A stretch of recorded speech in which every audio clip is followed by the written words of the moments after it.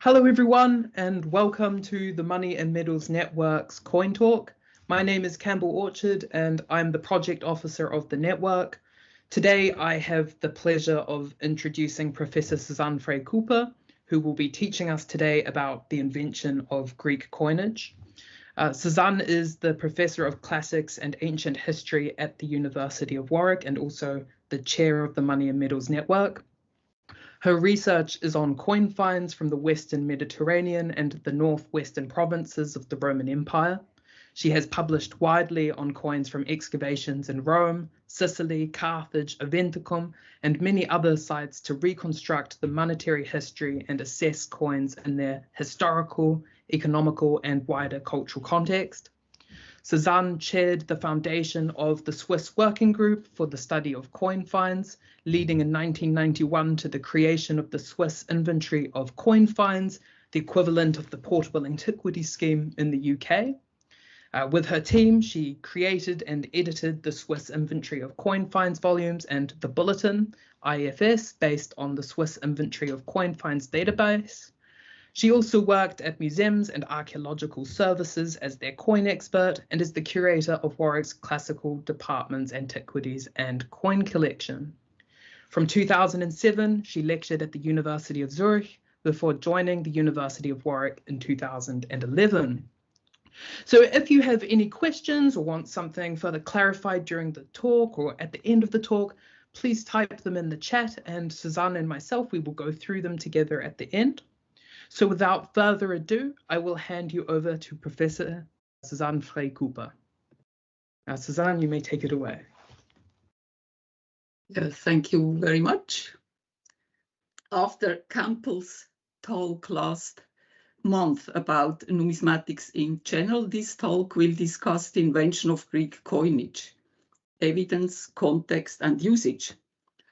Although mainly larger museum collections in the UK and elsewhere do not have such very early coins, even some smaller ones, such as our departmental collection at Warwick, do have a specimen or two, which can come along with some challenges for the storage, as I will explain later on. That said, regardless, delving into the beginning of Greek coinage is a useful topic to look at by any person who is concerned with coin collections. This is indeed a fascinating topic, and so especially since in recent years much progress has been made in its understanding, even with its dating to start with. This is mainly due to the achievements of modern archaeology, thanks to modern excavation technique and thorough study of the overall context, including non-numismatic finds. Yet traditional and modern techniques in numismatic study also contributed to such progress. Analysis of style, dyes, and metal are part of this, and thus nicely tie into Campbell's talk of last month. However, today you will hear much about archaeology too, which I'm happy to share with you, since my initial background is also archaeological. But let's now go to the overview on the section which will be discussed today. So we will start with what was money in early Greece, look at some forms of pre-monetary exchange, and then introduce Electrum coinage, which is the earliest coinage. Then look more closely at fabric types, metal and metrology. Finally, chronology and mints will be discussed, minting authorities. What is the relation between the coinage and a state, if there is a state? And of course, we will discuss the historical context and finally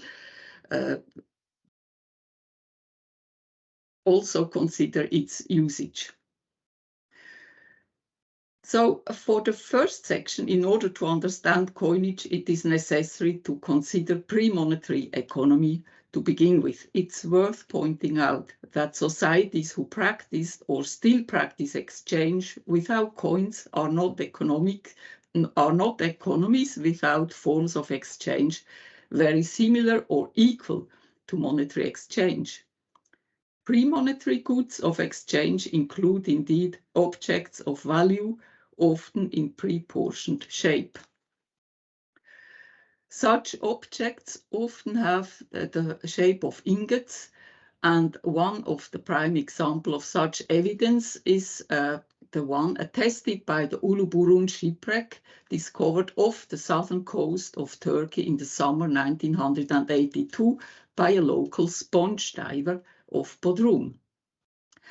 This Bronze Age shipwreck dated to about 1300 BC, thanks to Mycenaean pottery, visible on the left picture here, contained among other goods 349 copper ingots, probably from Cyprus, and 170 glass ingots from Syria or Egypt. These are raw goods carefully arranged in rows on the ship as visible on the middle and the right picture of the slide.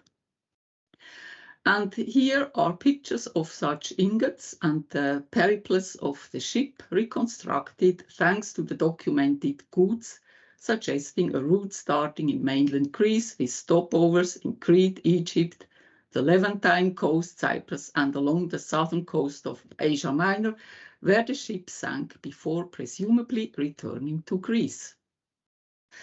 One of the most remarkable objects found on board is a writing tablet in boxwood, probably attesting to accountancy for the cargo of the ship.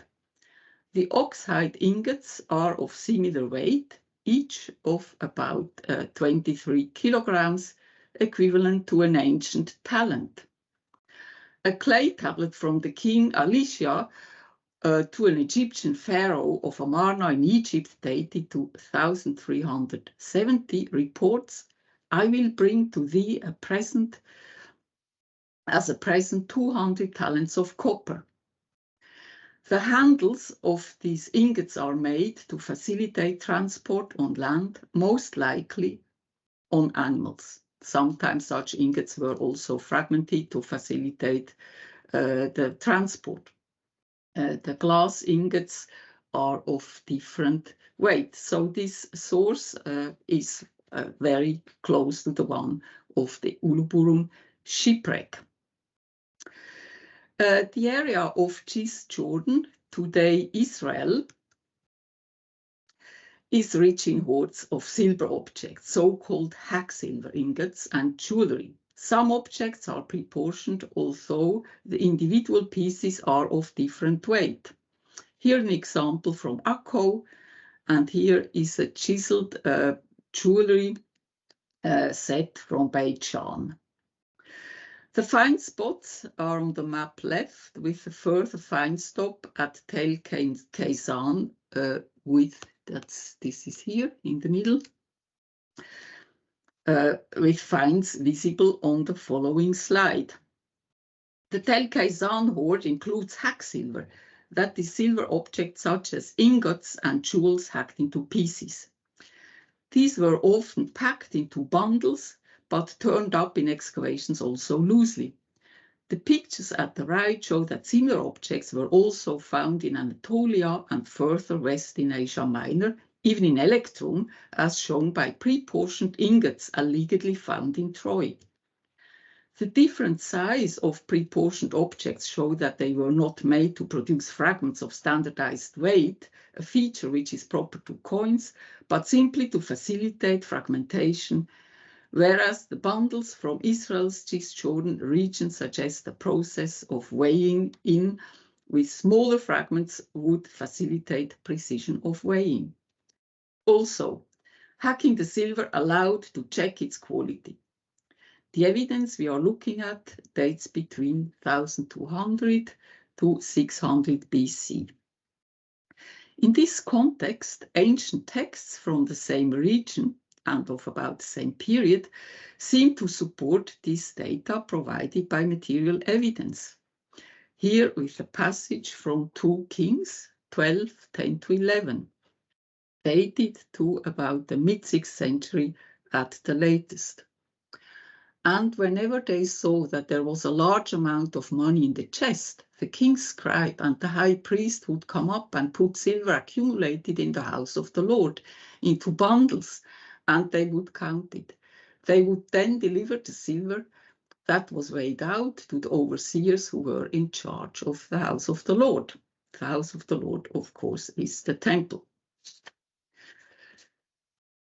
Moreover, Bulle found at Tel Kaisan attest to sealing of the bundles, and a bulla of the 6th century BC in the British Museum, probably from Palestine, attest also to sealing. Moreover, the dates of this bulla and of other bulla, as I have already said, are really close to the text from Book 2 Kings. The team of scholars who studied the hoards from Tel Kaisan and elsewhere conclude that bundling gradually replaced hacking silver ingots to verify their quality. In Iron Age too, during every transaction, the hacked items were weighed using miniature silver items to balance the scales.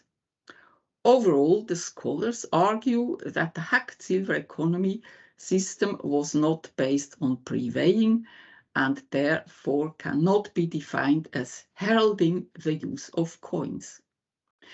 The result of such research, as much as the study of the Uluburun shipwreck, highlights that ancient states with a sophisticated economy were successful without relying on coins. Our next section finally leads to what is coinage. This is Electrum coinage consisting in an alloy of gold and silver. The decisive steps of the development of this coinage are today known, and they date to the century roughly from the mid-7th to the mid-6th century BC. The geographic area we are talking about is in the central part of Asia Minor, more precisely in the inland of the Kingdom of Lydia and the adjacent littoral of Ionia with its independent Greek city-states, the poleis. I will show a map in a minute. The states in both regions were neighbors for centuries with cultural, economic, and political contacts strengthened under the Memnad dynasty. This is roughly between the late 7th and the mid-6th century, and marked by alliances and hostilities. The expansion of their realm lasted until the last of the Memnonide rulers, King Croesus, who brought all East Greek cities in the Anatolian mainland under his control around 550 BC. No contemporary evidence is dealing with coinage.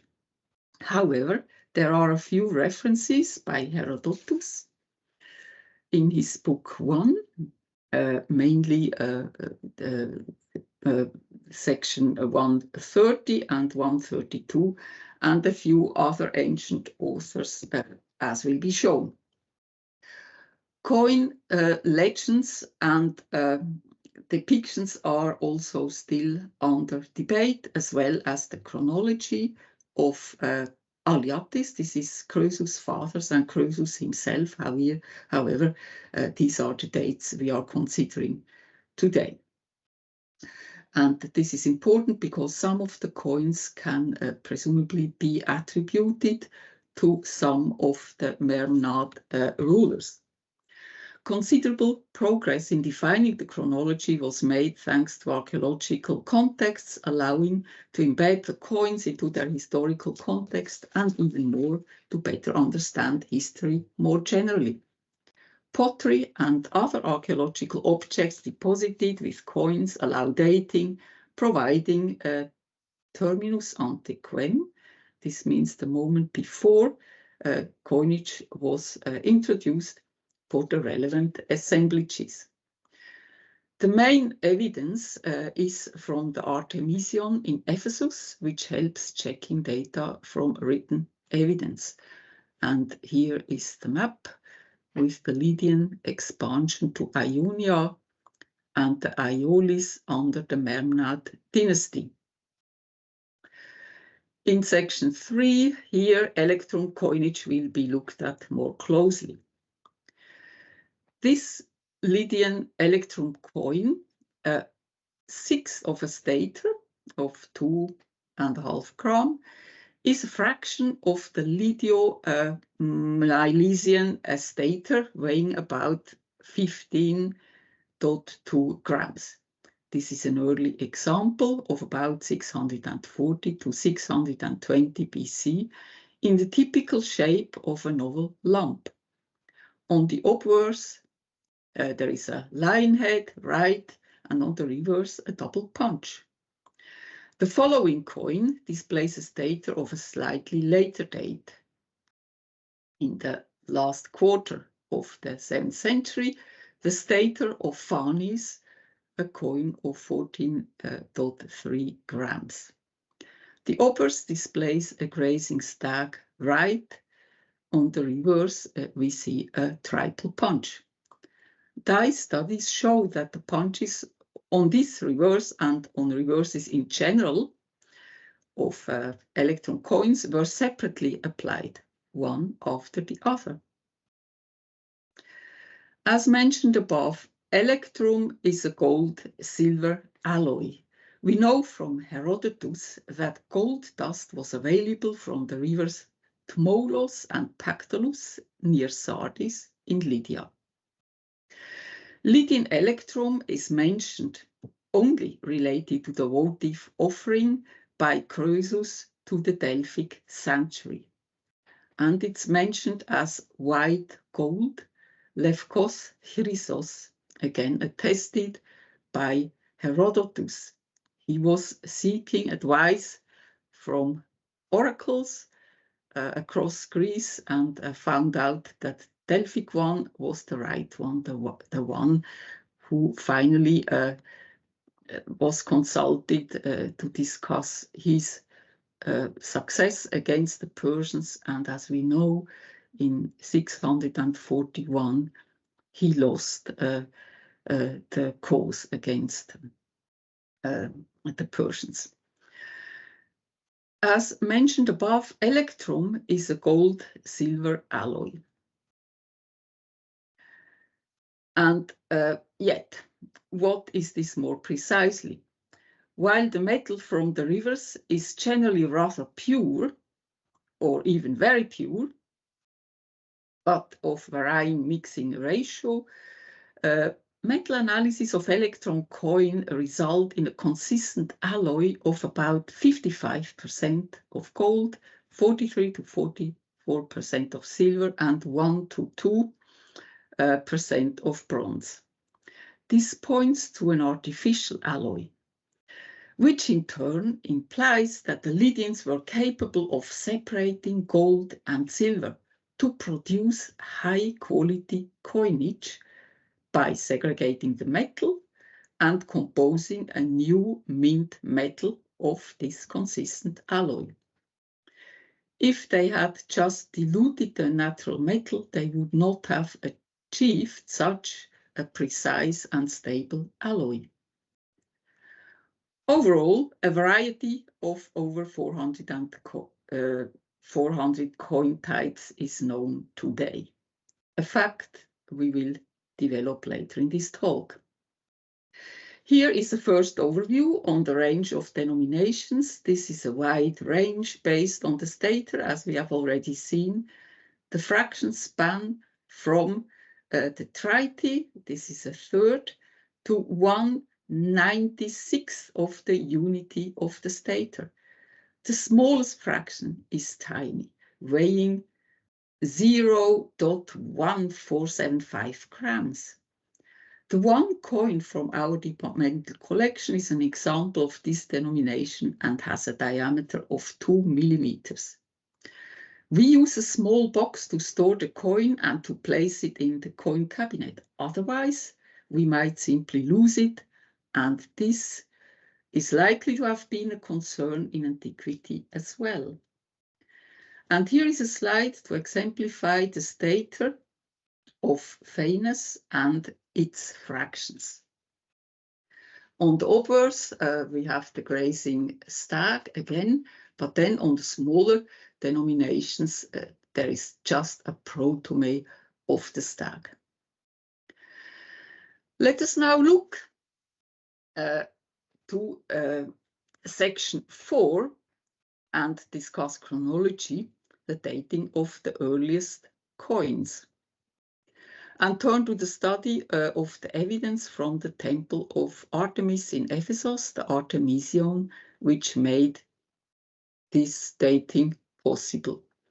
Here is the famous pot hoard and foundation deposit found in the sanctuary in 1904 by Hogarth in its excavation. It's stored at the British Museum. But at this point, the background of some history of research is indispensable. In 1869, John Turtle Wood, funded by the British Museum, discovers temple ruins 5 meters below the debris of later periods.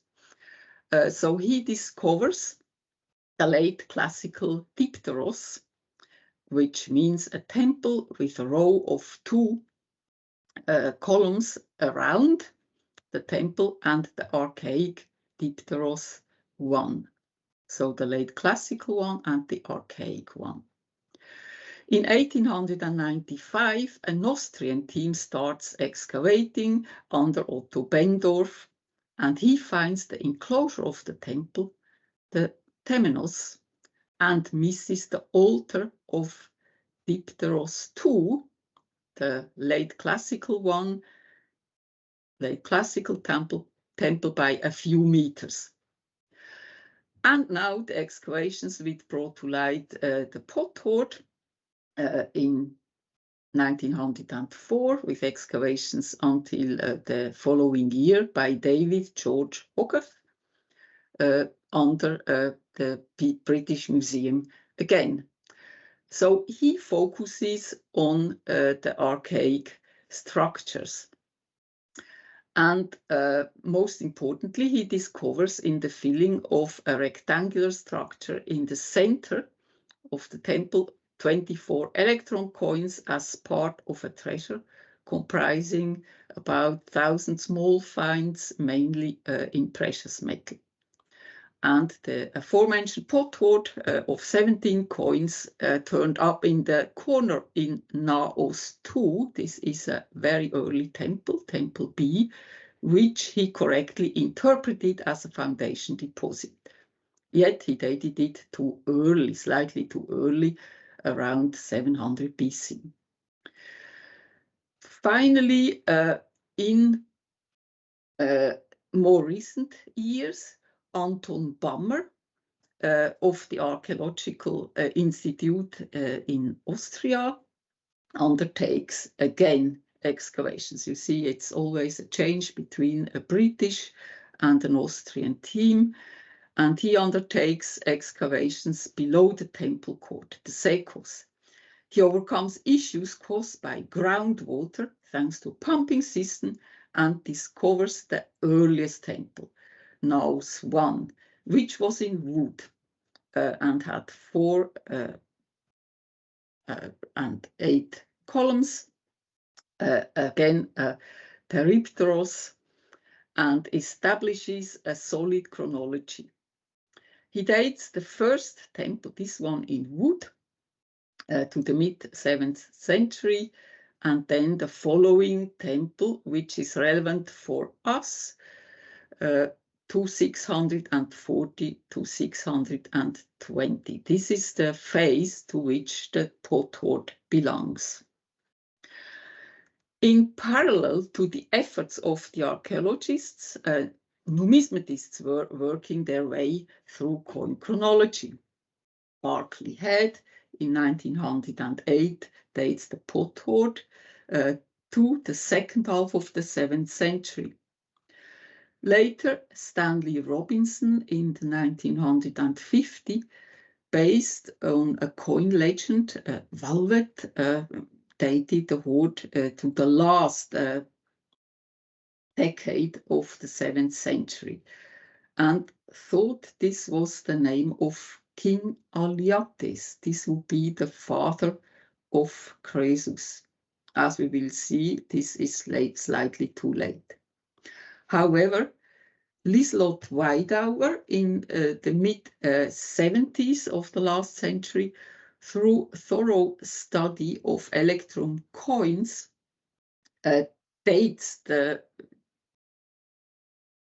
style to the mid-7th century because she compares the style with coin images and other craftwork.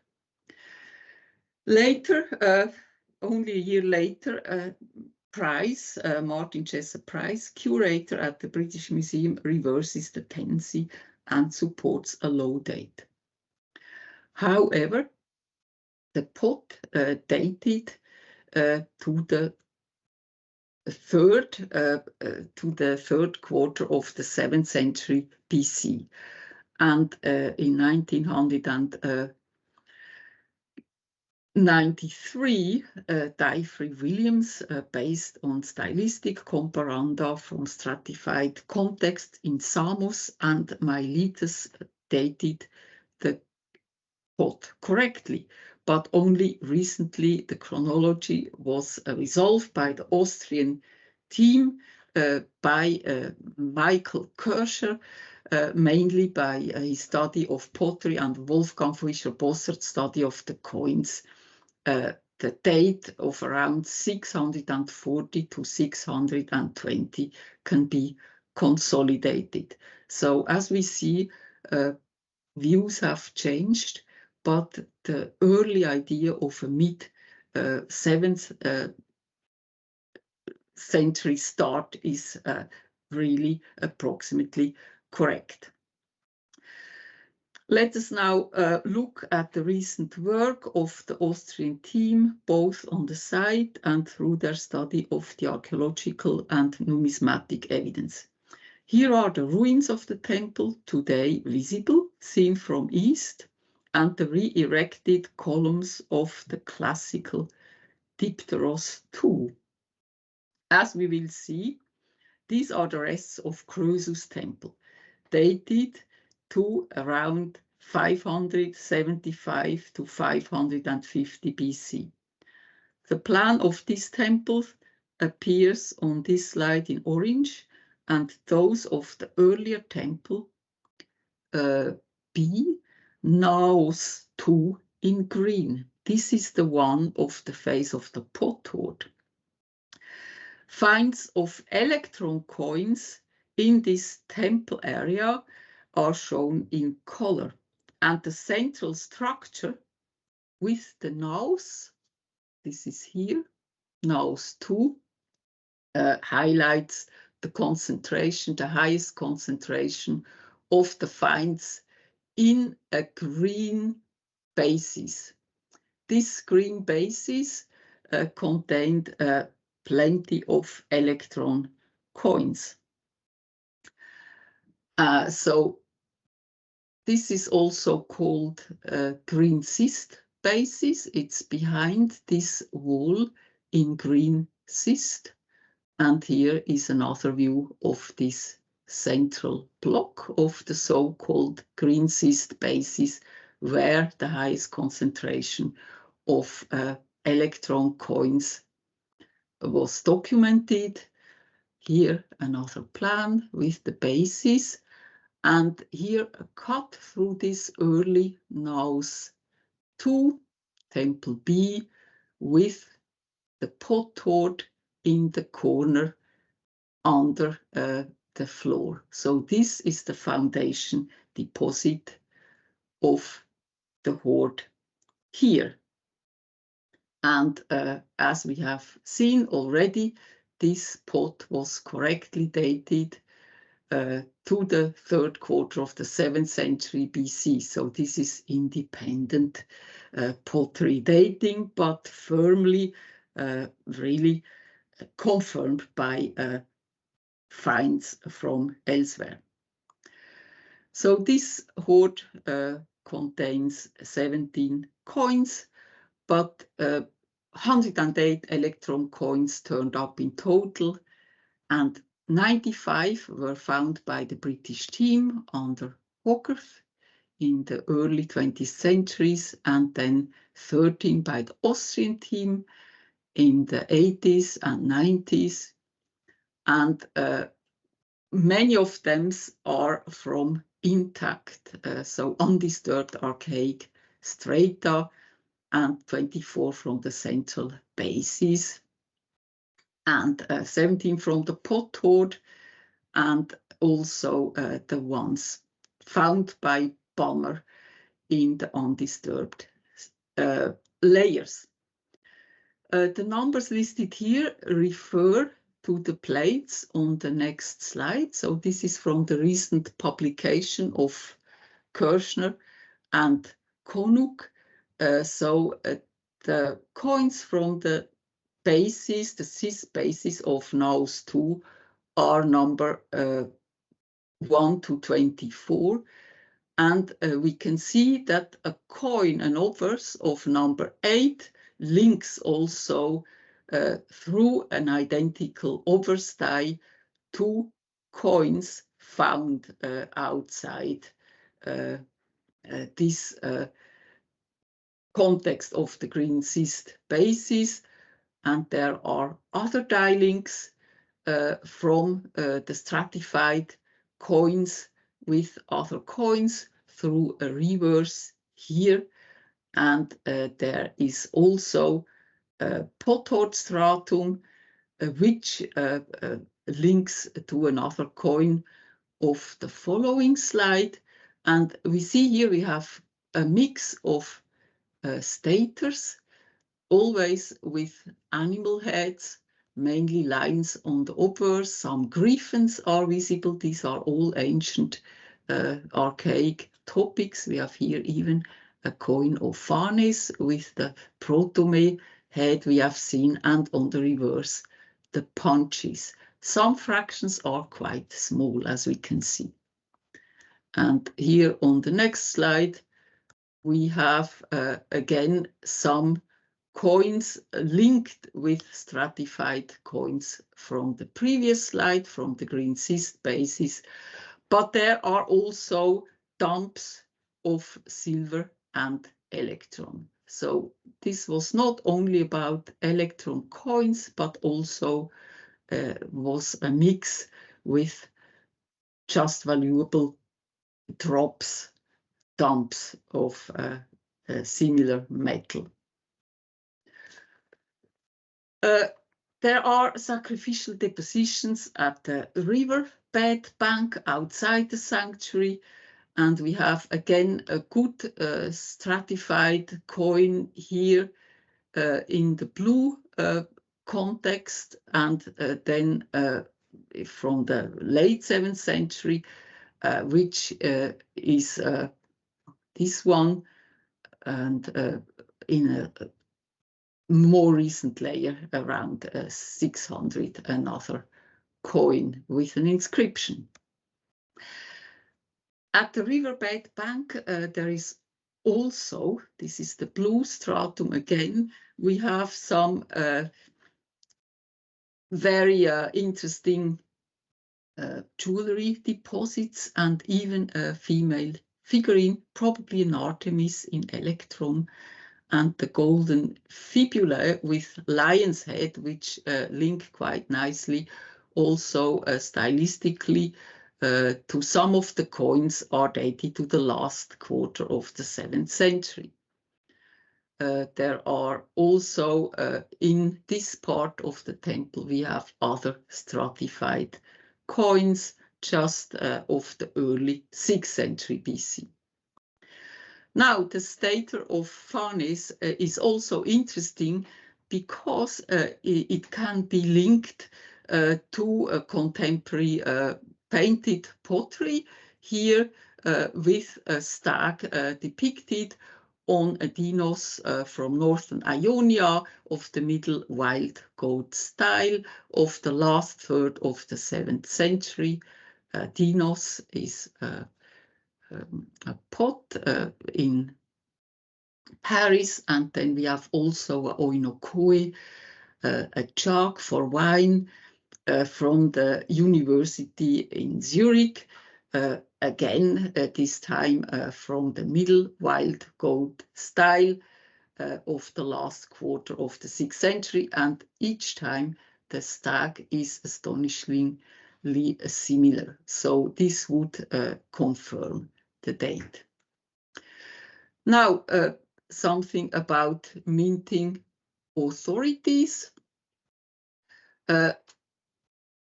What about the people who were behind, the authorities who were issuing these coins?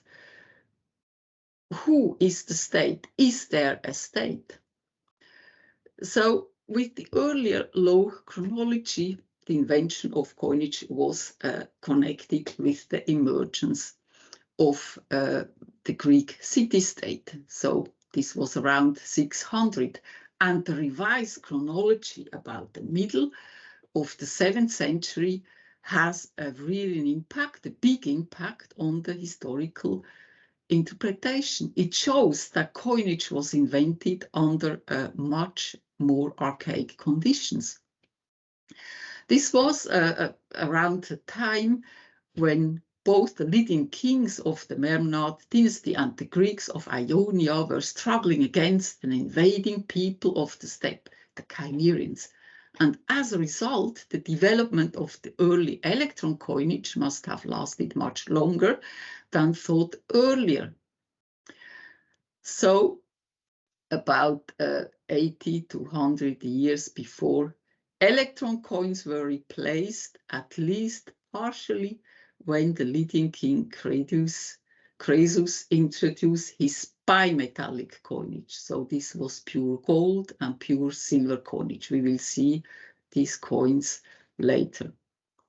Thus, the plethora, the many early electron coins of about 400 types makes sense now, as well as their stylistic and metrological diversity. Something about the Memnad dynasty we have mentioned many times. So we know 3 personalities. The first one is Gyges, who died in 644 BC, and this date is firm thanks to the chronicles of Assyrian king Assur-banipal, we know also from the Bible. So he was the Memnad, the founder of the Memnad dynasty of the Lydian kings. He entered into an alliance with the Assyrians when the Cimmerians invaded Asia Minor for the first time around 666, 664. Assur-banipal accepts Gyges as his vassal, and he gave up the alliance. When he gave up the alliance, the capital Sardis was sacked by the Cimmerians and Gyges was killed. So these alliances were quite important to support the dynasty or could lead to its destruction or threat. So the following king is Alyattes, and likely this name is derived from the Lydian Valvatis. His son, Croesus, is known from his wealth. I have already mentioned passages from Herodotus. And today, even in our language, we use always Croesus as the incarnation of wealth. So now, how can we connect coinage with this personality? Can we do this at all? So Gyges, who died in 644, as we have seen, can possibly be identified with Cuchulainn, and there is indeed a coin with such an inscription. And this is also compatible with the evidence from the Artemisium contexts, dated to the decades 640 to 620. but not so the coins inscribed valve, traditionally attributed to Aliates. This is an information you can find on internet, still on Wikipedia. According to Herodotus, from contemporary contexts in the Artemision. So it must be, the Aliates on the coins can be another Aliates. This is all work in progress. It's for now not possible really to identify coins to the father, to attribute coins to the father of Croesus. Then we have also Phanes Emi Sema as a legend on the coin of Phanes. This means in Greece it's written in a retrograde archaic manner. Phanes Emi Sema, I'm the symbol of Phanes. But we don't know who this Phanes is, also there are many speculations. Again, who is behind the coinage? So far, we know that competing elites, Gyges was able to establish the leadership and become king, the first tyrant. In this context, it's interesting that under his rule, Electrum was introduced at the time of political threat from outside. Still, other members of the elite of the time have probably issued coinage. Coins without legends are linked with coins with legends. The monopoly of coinage happens only under Croesus, as we will see below, and Lydian elites were known from their gold and wealth in general. So here again the map as a reminder, and this picture called Bintepe, north of Sardis, can really highlight the existence of aristocracies. So these hills are burial tumuli, and similarly to tumuli we know from the Celts, these were the burial places of aristocracies buried in this plain. We can really also nicely discuss this Bintepe, which in Turkish means 1,000 hills. So basically a wealth of aristocratic nuclei at the time in Asia Minor leads to the conclusion that they were competing, and finally the Memnad ones were the ones who were the rulers. And we have also here a passage from Herodotus who refers to Aliates' tomb.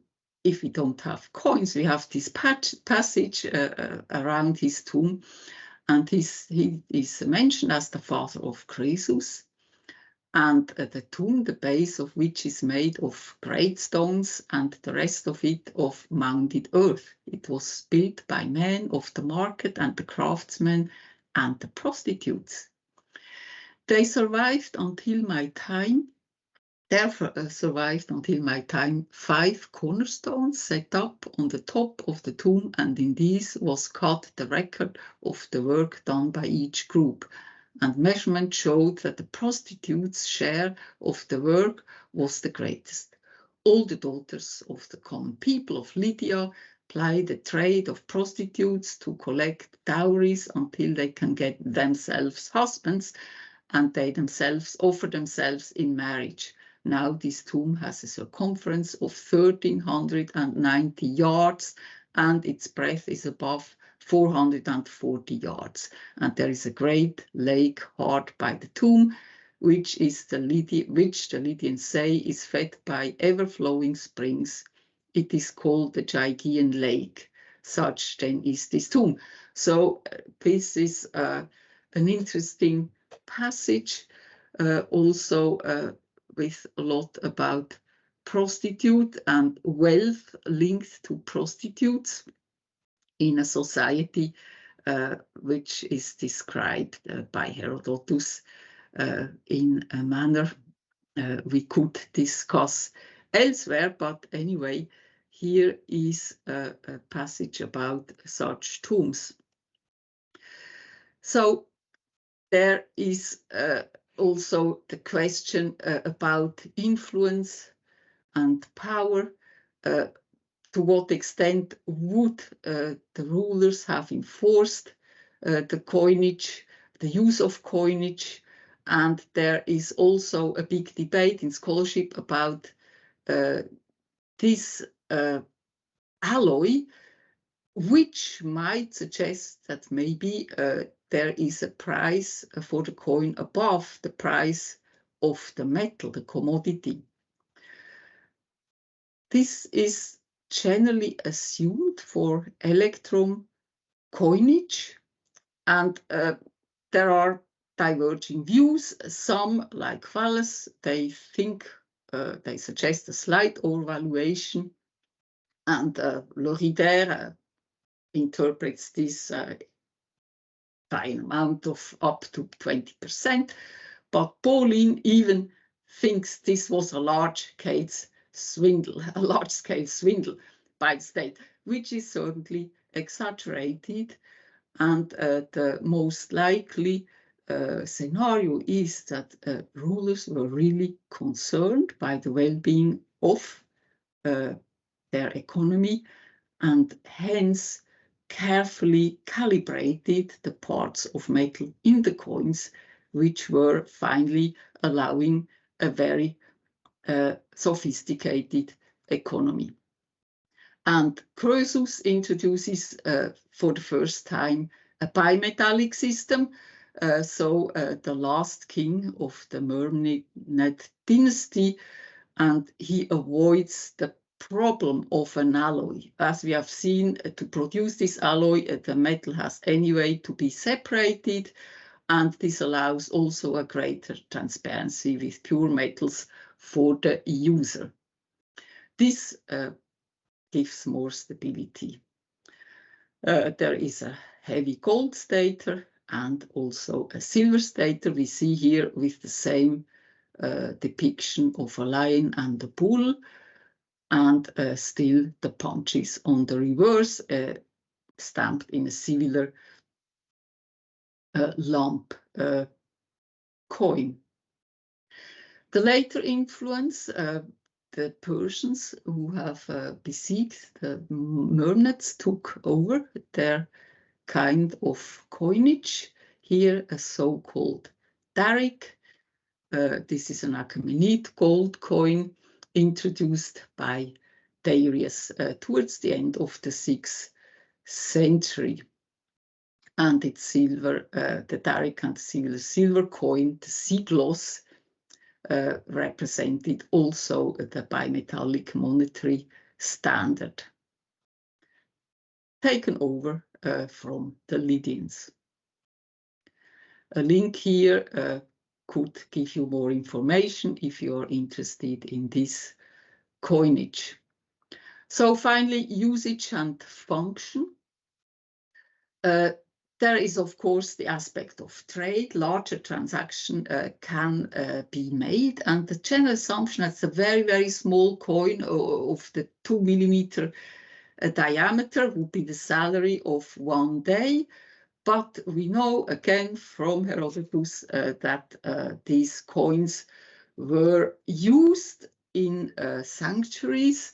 The passage about Delphi, the deposit in Delphi by Croesus, but we have this also seen in the excavation evidence from the temple of Artemis at Ephesus. So it's part of sacrificial deposits. Lydians were rich in gold, and gold was given to the gods. And it's, of course, also it reflects a display of wealth by the Lydian aristocracy, but was important in the political contest at the time. And this is, I think, key to understand the development of such coinage.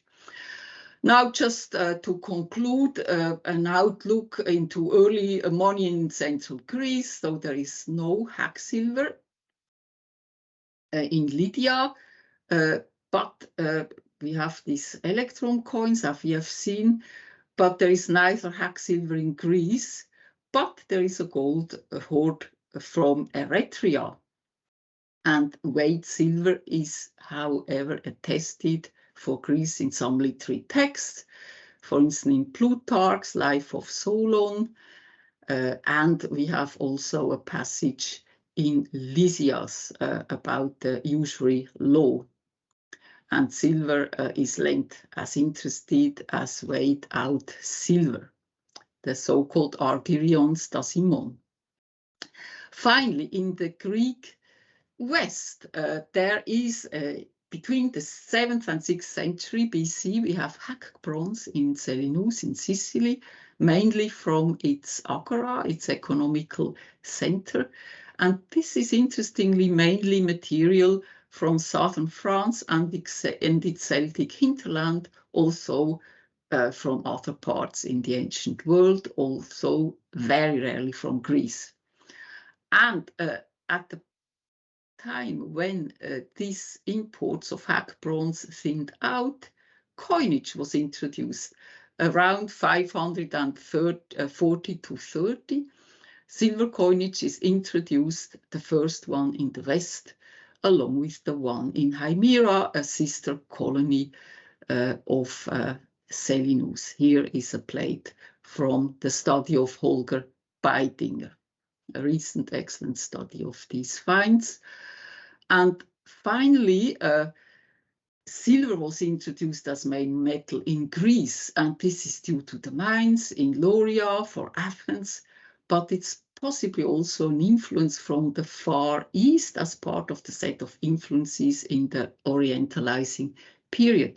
The practical aspect is that silver allows a wider range of transactions, including daily transactions more easily, because the very small 2 millimeter coins, for instance, in Electrum, are not so practical.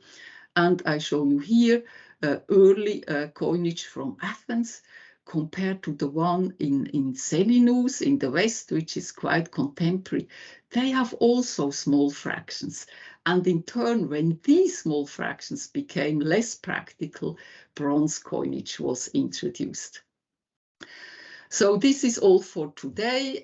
Here a slide with some further reading about pre-monetary transactions and Electrum coinage, and finally some advert for our Money and Medals network.